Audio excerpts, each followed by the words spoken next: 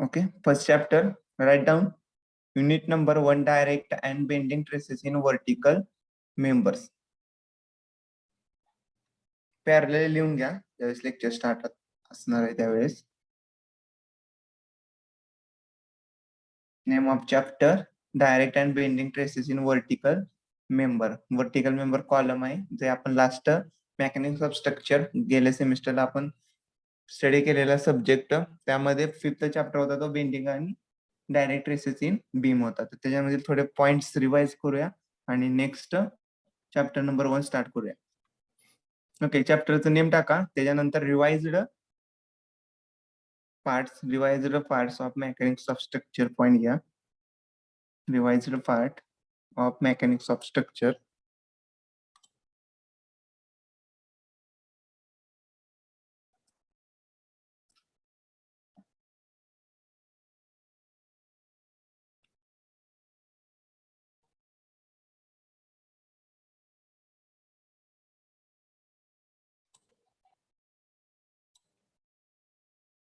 Okay, flexural formula MOS मध्ये आपण 5th chapter मध्ये बघितलं बेंडिंग ट्रेसेस आणि शिअर ट्रेसेस इन बीम मध्ये. तर M by I is equal to sigma by Y is equal to E by R. Write down करा, जे तुम्हाला स्क्रीनवर दिसणार आहे ते सगळं राईट डाऊन करा पॉइंट वाईज. फर्स्ट पेजवर फर्स्ट चॅप्टरचं name, first chapter bending stresses and direct stresses in vertical member. त्यानंतर रिवाइज्ड टर्म किंवा revised part of mechanics of structure, त्यामध्ये flexural formula first M by I is equal to sigma by Y is equal to E by R. M means maximum bending moment. माहित आहे का maximum bending moment?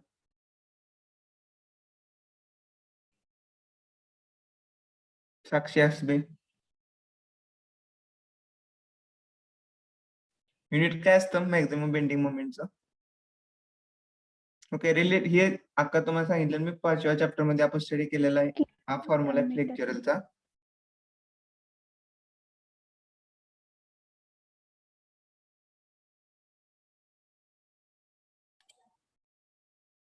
Okay, first maximum bending moment, त्याचं unit असणार kilo newton into metre, force into distance. तर यामध्ये आपण conditions बघितलेल्या. ज्यावेळेस आपण बेंडिंग मोमेंट फाइंड आउट करतोय बीमचा, त्यावेळेस आपल्याकडे कोणते सपोर्ट्स आहेत? ते एक आहेत फिक्स्ड सपोर्ट, कॅन्टिलिव्हर सपोर्ट, ओव्हरहँगिंग आणि कंटिन्युअस बीम, जे काय सपोर्ट्स आहेत. त्यानुसार आपण काय केलेले, मॅक्सिमम बेंडिंग मोमेंट आपण त्याच्या फाइंड आउट केलेला. जर सिम्पली सपोर्टेड बीम असेल, त्याच्यावर सेंटरला पॉइंट लोड अप्लाय असेल तर काय येणार आहे बेंडिंग मोमेंट? WL/4. तसंच आपण UDL ऍक्ट केला असेल तर त्याच्यावर सिम्पली सपोर्टेड बीम वर काय येणार आहे बेंडिंग मोमेंट? तर आपण ते काय केलेलं पॉइंट वाईज बघितलेलं. ओके, आधीचा ते पॉइंट लिहून घेतला असेल फ्लेक्झरल फॉर्म्युला आणि त्याचं मिनिंग फेअर म्हणजे त्याचं मिनिंग घेतलेलं आपण. M म्हणजे काय मॅक्झिमम बेंडिंग मोमेंट, I म्हणजे काय radius of gyration. Important formula flexural formula M by I sigma by Y is equal to E by R. तर आपण फक्त स्टडी करतोय तो कोणत्यावर करतोय? फर्स्ट पार्ट वर करतोय. M by I is equal to sigma by Y म्हणजे काय maximum bending moment, moment of inertia is equal to काय असणार आहे? Stress divided by distance from CG म्हणजे ते Y बार. ओके, तर ह्या फॉर्म्युल्यावर आपल्याला फर्स्ट चॅप्टर डायरेक्ट ट्रेसेस आणि bending traces in beam study करणार आहे त्यावर. तर त्याच्या आधी मिनिंग बघितलं, त्यानंतर रिवाइज टर्म चालू आहेत आपल्या मेकॅनिक्स ऑफ स्ट्रक्चर मधल्या. तर आपण त्यामध्ये फर्स्ट मॅक्सिमम बेंडिंग मोमेंट तर बघितलं की ज्या ठिकाणी मॅक्सिमम बेंडिंग अकर होतं एखाद्या बीम मध्ये, तर तिथली मोमेंट किंवा तिथलं जे आपलं मोमेंट असणार ते काय आपली मॅक्सिमम बेंडिंग मोमेंट. त्यामध्ये आपण शेअर फोर्स आणि BMD डायग्राम मध्ये आपण ते बघितलेलं की त्यामध्ये BMD डायग्राम मध्ये जो पीक पॉइंटवर जे मॅक्सिमम व्हॅल्यू असणार ते काय आपली मॅक्सिमम बेंडिंग मोमेंट. जर त्यामध्ये बघा फर्स्ट मॅक्सिमम बेंडिंग मोमेंट इथं दिलेला आहे, त्यामध्ये सिम्पली सपोर्टेड बीम आहे. सिम्पली सपोर्टेड बीम त्यामध्ये कंडिशन्स आहेत. सिम्पली सपोर्टेड बीम आहे. त्यानंतर जर पॉइंट लोड सेंटरला ऍक्ट होत असेल, ओके, जर सिम्पली सपोर्टेड बीम फर्स्ट सांगा सिम्पली सपोर्टेड बीम असेल तर मॅक्सिमम बेंडिंग मोमेंट कुठे येणार आहे? एंडला, सेंटरला? सेंटरला. ज्यावेळेस सिम्पली सपोर्टेड बीम असणार त्यावेळेस काय होणार आहे? सेंटरला मॅक्सिमम बेंडिंग मोमेंट आकार होते ते आपण आधी बघितलेलं 4th चॅप्टर मध्ये, की ते कसं येणार. कारण सिम्पल ज्यावेळेस आपण सिम्पली सपोर्टेड म्हणतो तो दोन्ही एंड काय आहेत आपलं फिक्स्ड सपोर्ट आहेत. ओके, दोन्ही एंड काय आहेत आपले तिथं फिक्स्ड सपोर्ट आहेत. त्यामुळं जे बेंडिंग अकर होणार ते काय होणार आहे, जे मिडल सेक्शनला होणार आहे म्हणजे सेंटरला अकर होते. त्यामध्ये बघा फर्स्ट सिम्पली सपोर्टेड बीम आहे, सेंटरला त्याचा लोड ऍक्ट केला डब्ल्यू, त्यावेळेस मॅक्सिमम बेंडिंग मोमेंट ऍट सेंटरला ती MC is equal to WL/4. Okay, second simply supported beam आहे, राईट डाऊन करा, कारण हेच तुम्हाला परत कन्सेप्ट यूज करायचे throughout structure subject. All जेवढे स्ट्रक्चर सब्जेक्ट आहे त्यामध्ये तुम्हाला ह्याच कन्सेप्ट तुम्हाला रिवाइज परत यूज करायचे. नेक्स्ट सेमिस्टरला पण सब्जेक्ट आहे त्यामध्ये पण. Okay, second simply supported beam आहे, युडिएल ऍक्ट आहे डब्ल्यू चा. त्यावेळेस काय होणार आहे आपला सिम्पली सपोर्ट असेल तर मॅक्सिमम बेंडिंग मोमेंट सेंटर असते. So MC is equal to आपण सेंटरलाच फाइंड आउट केली मोमेंट, तर तिथे किती आली, MC is equal to WL/4. Next third आहे simply supported beam with UDL plus सेंटरला पॉइंट लोड ऍक्ट केलेला आहे. त्यावेळेस maximum bending moment at point C ला येते MC is equal to WL/8. Okay, WL/8 ह्यावर तुम्हाला फायनल एक्झामला मेकॅनिक्स ऑफ स्ट्रक्चरच्या फायनल एक्झामला एक क्वेश्चन पडला होता, त्यामध्ये व्हॅल्यू फाइंड आउट करायची. आठवते का? भरपूर क्वेश्चन होते त्यामध्ये. बीम होता, कॅन्टिलिव्हर बीम होते, त्यामध्ये फिक्स्ड बीम होतं. त्यामध्ये सांगितले ते maximum bending moment find out करायला सांगितले लोड, आणि त्यामध्ये युडिएल ऍक्ट केलेला होता. त्यावेळेस आपल्याला डायरेक्टली फॉर्म्युला जर तुम्ही युज केले असते तर आन्सर भेटला असतं, जे की तुम्हाला फर्स्ट रिएक्शन जर तुम्हाला डायरेक्टली तुम्हाला फाइंड आउट करायला सांगितली मोमेंट ऍट पॉइंट सी ला किंवा मिडल सेक्शनला, तर तुम्हाला फर्स्ट काय करा, दोन्ही रिएक्शन फाइंड आउट करायला लागणार आहेत, आणि त्या सी पॉइंटला तुम्ही काय करणार नंतर मोमेंट कॅल्क्युलेट करणार. जर तुम्हाला हे फॉर्म्युले माहित असेल तर तुम्ही डायरेक्टली ऍट पॉइंट सेंटरला तुम्ही डायरेक्टली फाइंड आउट करू शकता मॅक्सिमम मोमेंट. ओके, तर युडिएल ऍक्ट होता, आणि ज्यावेळेस त्यामध्ये पॉइंट लोड एक ऍक्ट होता त्यावेळेस सेंटरला maximum bending moment find out करायला सांगितले फायनल एक्झामला, त्यावेळेस WL/8 फॉर्म्युला यूज करून तुम्ही फाइंड आउट केली असेल. Okay, next cantilever support beam आहे, थोडक्यात कॅन्टिलिव्हर बीम आहे. कॅन्टिलिव्हर बीमची कंडिशन काय असणार आहे, one end free and another end is fixed. Okay, एक एंड काय असणार आहे, फिक्स असणार आहे, आणि दुसरं एंड असणार आहे ते आपलं फ्री आहे. तर मॅक्सिमम बेंडिंग मोमेंट म्हणजे काय असतं ऍक्च्युली, ज्या पॉइंटला मॅक्सिमम ज्या ठिकाणी जे बार्स बेंड होतात तिथं काय असणार आहे, आपण मॅक्सिमम बेंडिंग मोमेंट म्हणतो. ओके, तर ह्या स्ट्रक्चर मध्ये पहिल्यांदा बघितलं सिम्पली सपोर्ट आहे, तर त्याचं जे डिफ्लेक्शन होणार आहे, वन मिनिट,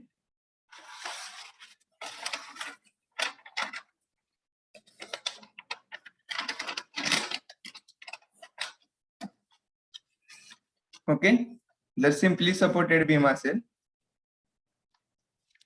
त्या सेंटरला बेंडिंग कसं होणार, जर ह्या वेळेस जर ह्यावर लोड अप्लाय केला स्ट्रक्चरवर, तर ह्याचं काय होणार आहे, बेंडिंग काय होणार आहे, असं या मध्ये पॉइंटला काय होणार आहे, बेंडिंग होणार आहे. म्हणजे स्ट्रेट जो बीम आहे तो काय होणार आहे, बेंड होणार आहे.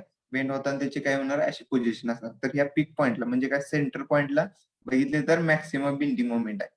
जर तुम्हाला दिसेल जर असं लाईन ड्रॉ केल्या, तर ह्या पॉइंटला काय होणार आहे, मॅक्सिमम बेंडिंग मोमेंट अकर होती. आणि जर तोच कॅन्टिलिव्हर असेल म्हणजे वन एंड फिक्स आणि अनदर एंड फ्री असेल, त्यावेळेस आपण ह्याच्यावर युडिएल ऍक्ट करा किंवा त्यावर एखादा पॉइंट लोड ऍक्ट करा. तर हे जर ज्या वेळेस काय होणार, बेंडिंग कसं होणार आहे, तर ते बेंडिंग ह्या पद्धतीने बेंडिंग होणार आहे. जो वरचा आपला छज्जा असेल, जो आपण बीम म्हणतो त्याला कॅन्टिलिव्हर, तो काय होणार आहे, ह्या पद्धतीने त्याचा फेल्युअर होणार आहे, म्हणजे तो असं या टाइप मध्ये बेंड होणार आहे.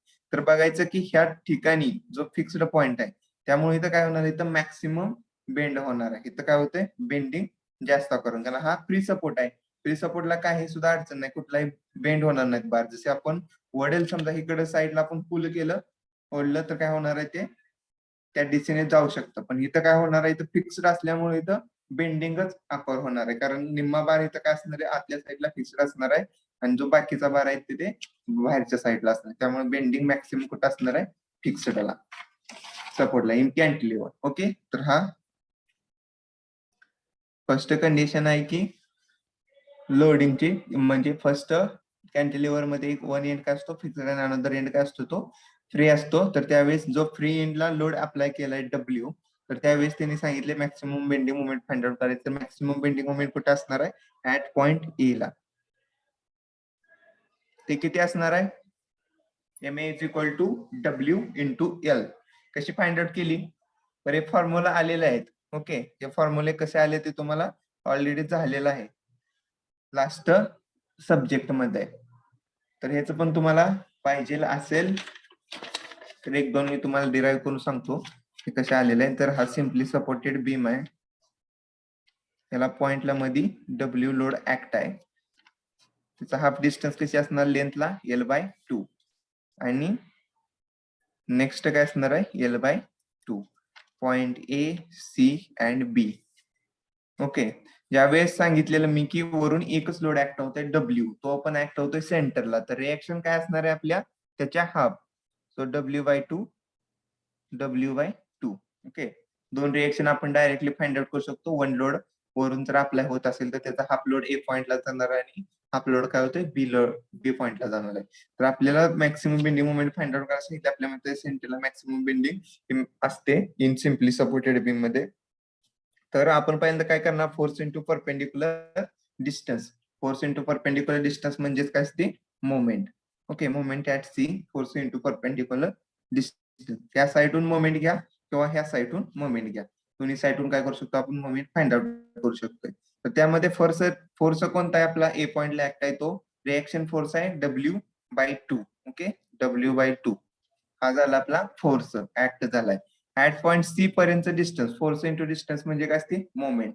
फोर्स इंटू डिस्टन्स म्हणजे काय असते? मोमेंट. हा झाला फोर्स इंटू डिस्टन्स किती आहे? L/2. Point A to C पर्यंत डिस्टन्स काय असणार आपला? L/2 multiply L/2. काय येणार आहे sir? WL/4. Okay, WL/4. WL/4. तर ते हा फॉर्म्युला इथं मॅक्सिमम आलेला आहे. त्या टाइप मध्ये आपण ते डिराईव्ह केलेलं लास्ट सब्जेक्ट मध्ये. तसाच सेम आताच आपण कॅन्टिलिव्हरचा बघतोय.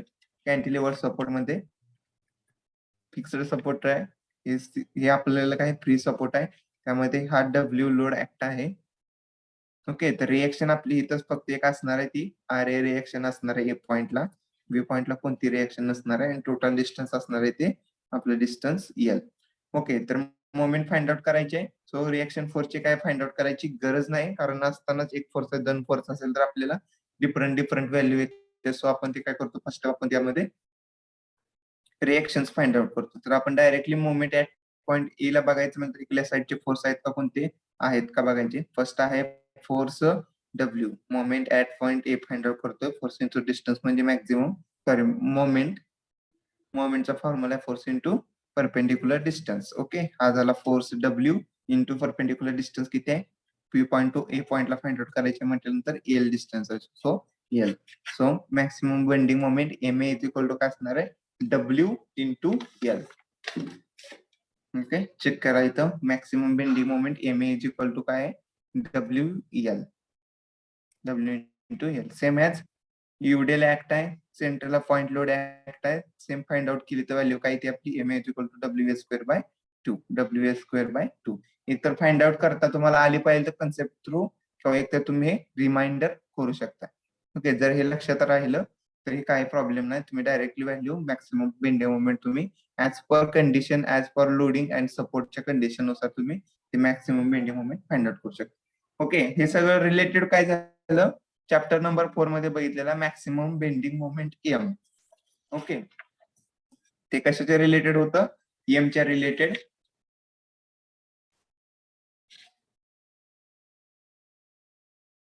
ओके, ते सगळं रिलेटेड होतं M.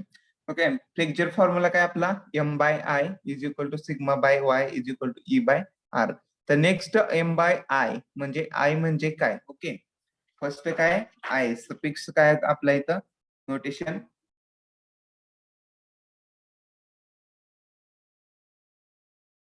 तर स्क्रीन ब्लर. नेक्स्ट आय म्हणजे काय? Moment of inertia. Moment of inertia first chapter of mechanics of structure मध्ये आपण तिथं बघितलेलं. तर मोमेंट ऑफ इनर्शिया म्हणजे काय? तो सेंट्रलचा आपण काय करतो? CG पासून काय करतोय आपण? फाइंड आउट करतोय की moment of inertia is equal to area into distance square. Okay, जर एखादा पॉइंट असेल आणि त्याच्या अबाव, त्याचं आपण एक्झाम्पल बघितलं, बेस्ट एक्झाम्पल व्हील होतं, जे चॅक म्हणतो आपण. त्याचं काय होतं, ज्यावेळेस ते डिस्टन्स असणार आहे ते काय असणार आहे, डी सेंटर पासून जे आउटर एज पर्यंत, आणि ते काय होतंय, रोटेट होतंय अबाउट इट्स ओन ऍक्सिस, म्हणजे त्याचं सेंट्रॉइडल ऍक्सिस भोवती ते काय होतंय, रोटेट होतंय. तर त्याचा moment of inertia find out करायसाठी आपल्याला काय करावं लागणार होतं, एरिया इंटू डिस्टन्स स्क्वेअर, म्हणजेच काय असणार आहे, moment of inertia. Okay, area into distance square म्हणजे तिथं आपल्याला युनिट समजतं, एरियाचं युनिट काय असणार आहे, एम स्क्वेअर इंटू डिस्टन्सचा स्क्वेअर, म्हणजेच स्क्वेअर इज इक्वल टू काय असणार आहे, MM⁴. तर त्यामध्ये बघितलं शेप वाईज आपण काय केलेला, moment of inertia find out केलेला. तर त्यामध्ये रेक्टँगल शेप आहे आय सेक्शन, त्याचा मग आपण बघितलेला रेक्टँगल सेक्शन आहे, त्यामध्ये मोमेंट ऑफ इनर्शिया फॉर रेक्टँगलचं काय आहे, BD³ divided by 12. Next circular section आहे, तर त्याचा IXX म्हणजे CG. ओके, इथं दिलं असेल हे एक्स एक्स ऍक्सिस असणार आहे, आणि जे व्हर्टिकल आहे ते YY ऍक्सिस. आणि त्याचा सेंट्रॉइड म्हणजे काय, CG, तो काय असणार आहे, सेंटरला असणार आहे. CG त्याचं काय आहे, आपल्याला पॉइंटला सेंटरला आहे. तर तो IXX ऍक्सिसला जर आपण moment of inertia find out केला फॉर रेक्टँगल सेक्शनचा, तर त्याचा येतो BD³/12. तसा सेम जर सर्क्युलर सेक्शनचा बघितला तर πd⁴ divided by 64. Next triangular section. Triangular सेक्शनला आपण कंडिशन बघितलेला, एक तर आहे त्याच्या सीजीला आपण फाइंड आउट केला तर BH³ डिवायडेड बाय 36, हा आपल्याला मोमेंट ऑफ इनर्शियाचा फॉर्म्युला आहे. नेक्स्ट जर ट्रँगल सेक्शनचा तर बेसला जर moment of inertia find out करायचा असेल तर त्याचा फॉर्म्युला आहे BH³ डिवायडेड बाय 12. आणि अपेक्सला म्हणजे काय, त्याच्या टॉप पॉइंटला, वरच्या इथल्या टॉप पॉइंटला काय आपण मोमेंट ऑफ इनर्शिया असतो BH³ divided by 4. Okay, parallel तुम्ही राईट डाऊन करा. फर्स्ट पेजला जे तुम्हाला मी आज सांगतोय ते सगळं लिहिलेलं असलं पाहिजे, तरच ते तुम्हाला next through out theory of structure subject मध्ये युजफुल होईल. म्हणजे जरी तुम्हाला नेक्स्ट समजायचं असेल तर तुम्ही फर्स्ट पेज मध्ये ओपन केल्यानंतर तुम्हाला हे फॉर्म्युले आणि त्याचा मागचा कन्सेप्ट आहे तुम्हाला लगेच तिथे रिवाइज होईल, जर एका पेज मध्ये हे सगळं फर्स्ट पेजला तुम्ही घेतलं तर. Okay, next flexure formula M/I sigma by Y. Okay, sigma by Y. Sigma म्हणजे काय असतो आपला, ट्रेस. ओके, सिग्मा म्हणजे काय असणार आहे, ट्रेसचा आपण फॉर्म्युला बघितलेला. ट्रेस इज इक्वल टू काय असतं, force divided by area. Actually जो क्रॉस सेक्शन एरिया आहे त्याच्यावर अप्लाइड असणारा फोर्स किंवा अप्लाय केलेला फोर्स म्हणजे तो असला आपल्याला P डिवायडेड बाय ज्याचा क्रॉस सेक्शन एरिया असणार आहे तो A. ओके, सो आपल्याला फाइंड आउट व्हॅल्यू म्हणजे जो आपल्याला कॅल्क्युलेटेड व्हॅल्यू भेटणार ते काय असणार आहे, आपली ट्रेस, ऍक्च्युअली ट्रेस. ओके, तर थोडा आपण ट्रेस रिवाइज करू. 10 मिनिटांनी जर मीटिंग एंड झाली तर नेक्स्ट डे रिजॉईन करा लगेच.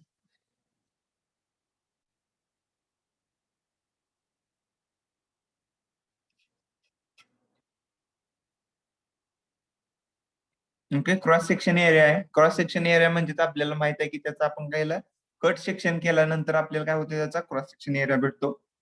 तर हा आपला वर्टिकल कॉलम आहे, समजा त्याचा क्रॉस सेक्शन एरिया आहे B × D त्याचा काय क्रॉस सेक्शन एरिया आहे. आणि त्याच्या ऍक्सिसला किंवा त्याच्या अपोजिट साइडला इथे आपण लोडिंग अप्लाय केलेलं असतील, कॉलमवर लोडिंग अप्लाय असतील. क्लिअर.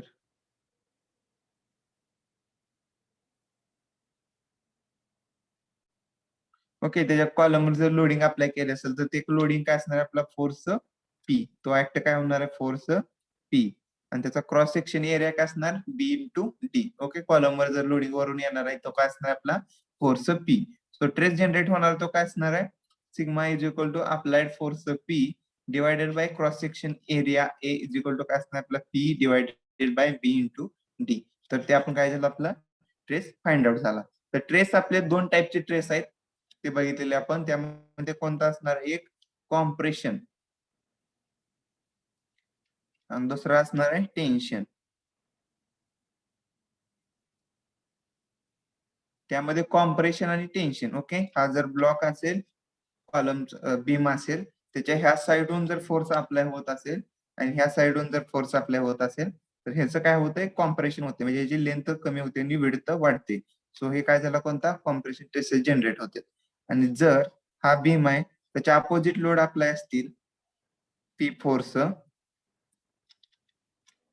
तर ह्याचं काय होते, एक्सपान्शन होते. ओके, त्या बारचं काय होते, एक्सपान्शन होते, म्हणजे त्यामध्ये टेन्शन ट्रेसेस जनरेट होते. ओके, तर हे झालं आपलं रिलेटेड टू ट्रेस. तर ट्रेसचं युनिट काय असणार आहे, फोर्सचं फर्स्ट किलो न्यूटन. फोर्स काय असणार, किलो न्यूटन, आणि एरिया काय असणार आहे आपला, metre square. So stress is equal to काय असणार आहे आपला, kilo newton per metre square. Okay, unit का मी सारखं सांगतोय, तर युनिट वरून पण तुम्ही फॉर्म्युले जनरेट करता, ते सगळ्यात इझी आणि कोणतेही मिस्टेक न होणारे कॅल्क्युलेशन असणार आहे. त्यामुळे तुम्ही फॉर्म्युले लक्षात ठेवत जावा, कारण किलो न्यूटन ऑलवेज काय असणार आहे, फोर्स असणार आहे. जर तुम्हाला युनिट माहित असेल तर kilo newton per metre square तुम्हाला माहित आहे, ऑलवेज किलो न्यूटन काय असतो, फोर्स असतो, ऑलवेज मीटर स्क्वेअर काय असतं, तर एरियाच. Next Y. ओके, वाय म्हणजे काय, डिस्टन्स फ्रॉम सीजी. जर आपण बघितलं रेक्टँगल सेक्शन असेल, रेक्टँगल सेक्शन आहे, त्याचा आपल्याला सीजी फाइंड आउट, सीजी पासूनचं वाय डिस्टन्स फाइंड आउट करायचं आहे. तर टोटल डिस्टन्स असणार आहे डी, आणि आपला वाय बार असतो ते काय असतं, half distance. Okay, so y bar for रेक्टँगलचं काय, तो D/2. वाय बार काय असणार आपला, D/2, म्हणजेच काय असणार त्याचं हाफ डिस्टन्स.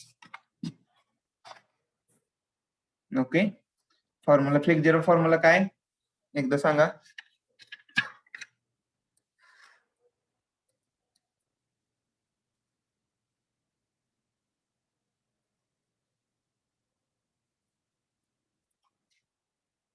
काय flexure formula, M/, M upon I is equal to stress upon Y is equal to E upon R. Okay, stress by y is equal to E/R. Okay, हा आपला मेन फॉर्म्युला आहे. त्यामध्ये आपल्या trace सगळ्याच quantity काय involve आहेत एकाच फॉर्म्युलेमध्ये.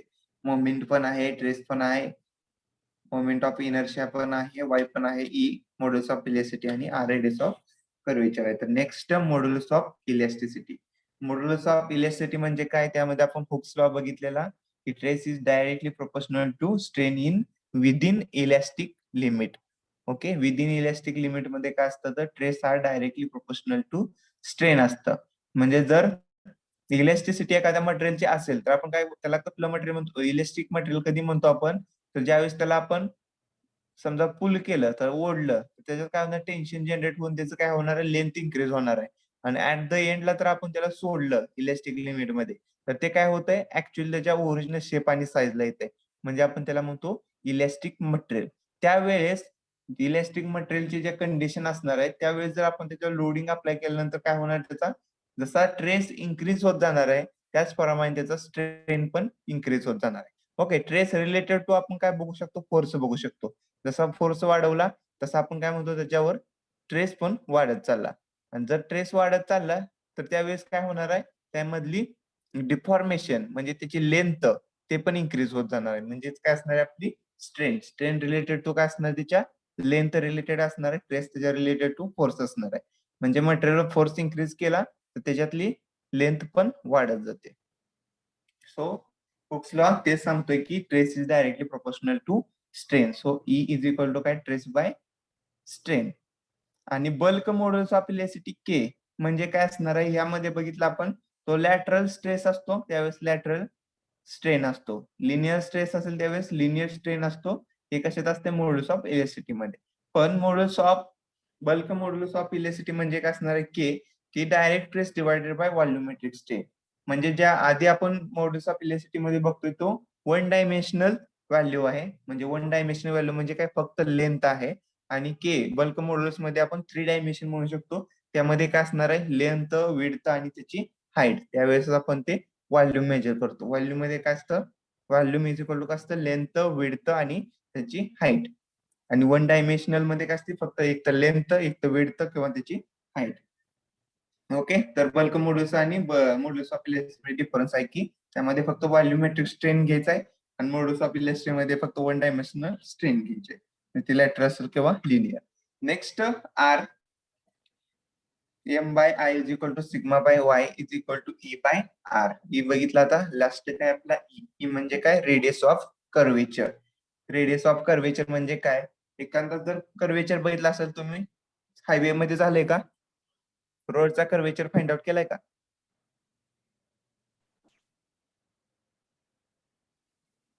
झालंय का नाही? हायवे इंजिनिअरिंग सब्जेक्ट मध्ये रोडचा कर्वेचर सुपर एलिव्हेशन मध्ये आपण बघितलं असेल किंवा कर्व चॅप्टर मध्ये असेल. झाले का नाही?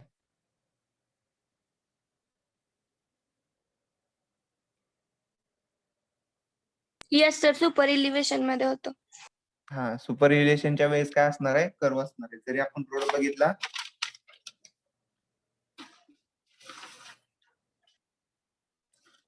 वन मिनिट, जर आपण रोडची प्रोफाईल बघितली तर रोडची प्रोफाईल काय असते, जर झिगझॅग पॅटर्न असेल तर काय असते सुपर इलिव्हेशन, त्यामध्ये तुम्हाला समजेल की हा पॅटर्न असणार आहे. म्हणजे हा तुमचा रोड असणार आहे. रोडच्या मध्ये काय असणार आहे, त्याची सेंटर लाईन. ओके, तर ज्यावेळेस तुम्हाला कर्व डिझाईन करायचा आहे, कर्व डिझाईन कसं करतो आपण, त्याचा आउटर एज एक पॉइंट घेणार आणि त्याच्या कर्वचा एंड पॉइंटचा आउटर एज. ओके, हे काय झाला तुमचा टोटल कर्व झाला, हा first curve. Next curve design करायचा असेल तर त्याच्या इथली आउटर एज आणि हे एज, हे तुम्हाला हायवे मध्ये बारवली सरांनी सांगितलं असेल, सेंटर पर्यंत डिस्टन्स असणार आहे. ओके, कर्व डिझाईन करतोय त्यावेळेस आपण काय करतो, असं दोन रेडियस घेतो, तर त्याचे सेंटर पासूनच जे पॉइंटचं आपण डिस्टन्स घेणार आहे, ते डिस्टन्स काय असतं आपलं, रेडियस ऑफ कर्वेचर. ओके, हे आर डिस्टन्स काय असणार, रेडियस ऑफ कर्वेचर. हे डिस्टन्स सेंटर पासून जे पॉइंट रेफरन्स पॉइंट घेतलाय ते डिस्टन्स म्हणजे रेडियस ऑफ कर्वेचर. हे रोड मध्ये तुम्हाला जास्तीत जास्त स्टडीसाठी बघितलं असेल तुम्ही, त्यामध्ये कॅल्क्युलेशन आहे. सेम तसं जर बीमचं बेंडिंग होतंय, ओके, हा बीम असेल सिम्पली सपोर्टेड वाला, तर त्यामध्ये असं बेंडिंग झालं तर ह्याचं काय असणार आहे, आपल्याला कर्वेचर फाइंड आउट करायचं आहे. तर हे असणार आहे reference point to curvature distance R. Okay, जर लिहून राईट डाऊन ला काय राहिला असेल पार्ट तर लिहून घ्या यामधला.